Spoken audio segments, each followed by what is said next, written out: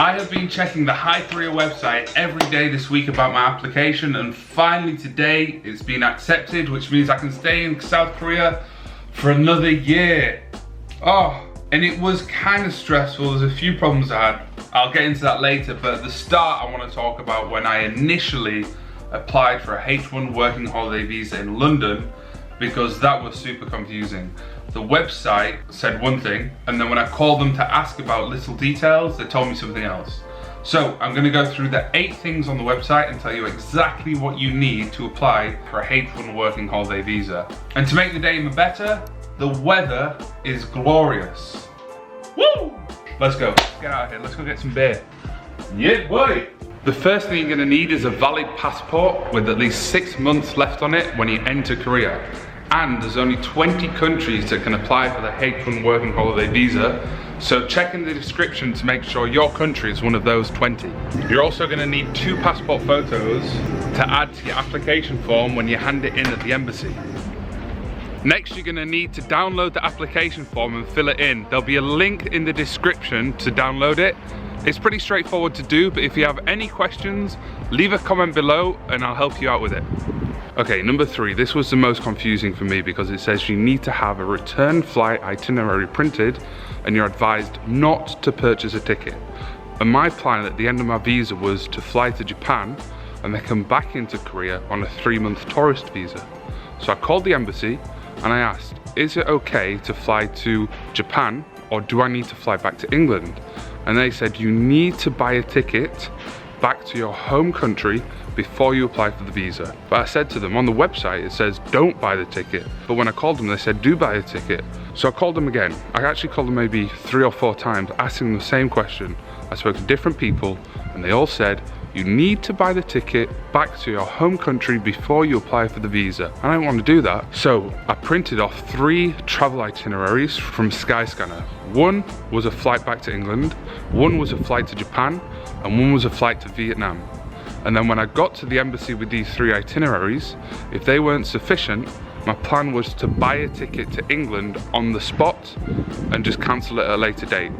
But guess what? When I got there and I showed them the 3 itineraries, they didn't even say anything. They just looked at it and just put it down on the table.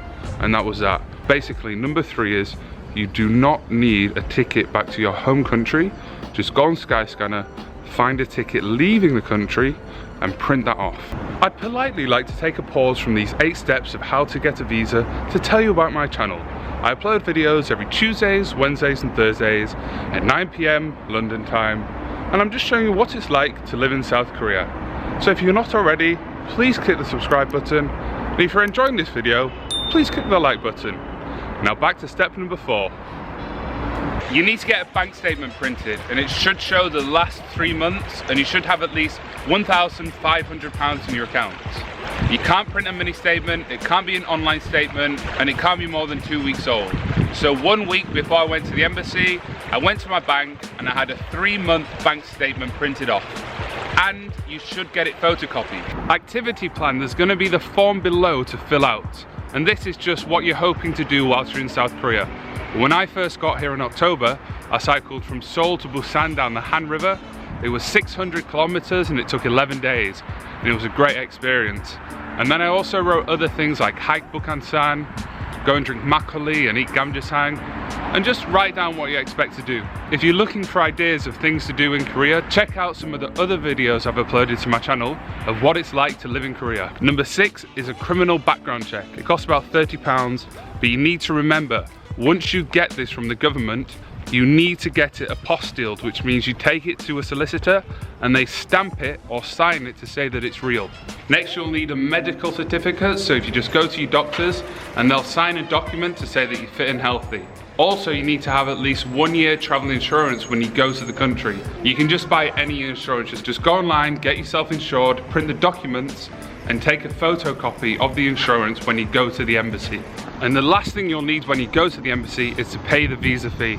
For me in England it costs £196, and the funny thing was when I went there and I prepared all these documents, it'd take me months to get everything and all the hassle of calling them up and being told the wrong information. When I got there and showed her the documents, she literally looked at each one for a split second and then just put it down. like this. And then she said £196, and she gave me a raffle ticket.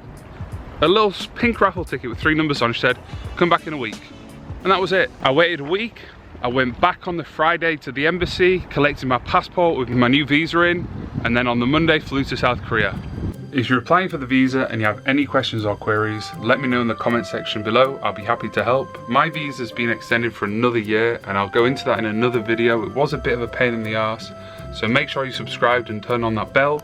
And if you've enjoyed this video, please click the like button, it'll help me out. Now let's cut to the outro of me dancing to my favourite song. 조심해 난 해적다 나는 굳이 like 북한산 나와 머리 없어 빛나리 우는 쌍둥이 얘는 조든이지 김치 감자탕에 쌓이다